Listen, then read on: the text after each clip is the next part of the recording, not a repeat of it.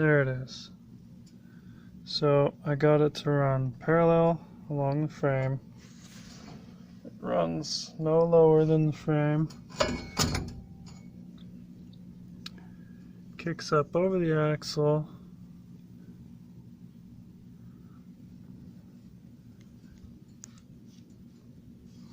And then it runs up even higher on its way out.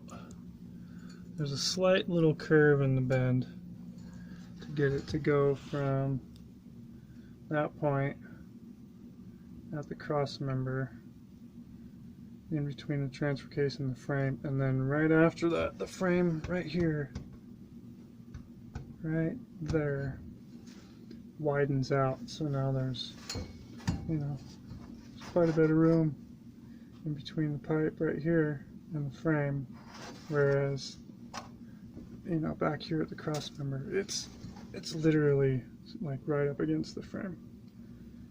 So as this section of frame is widened out, I have to compensate for this tubing being away from the frame, and then I try to get it closer to the frame over there to avoid making contact with the shocks. So this much larger diameter tubing is going to cause me some problems, because I was already rubbing the shock boot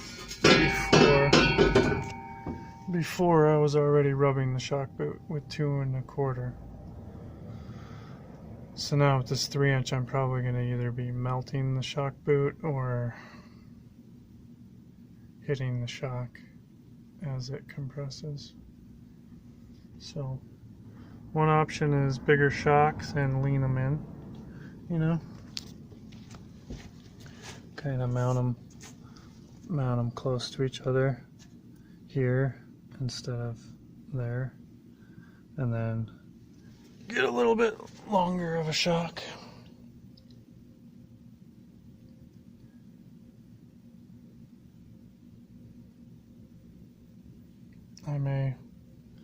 I may very well do that. Just get a longer shocks and lean them in. Those mounts aren't too complicated to make.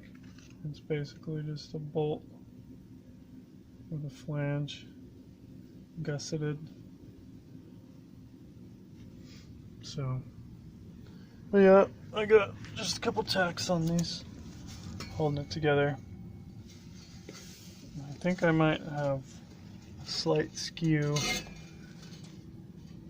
which I might have to cut these tacks and redo them. So far that's it. Just cut some stuff and tacked it together. Later.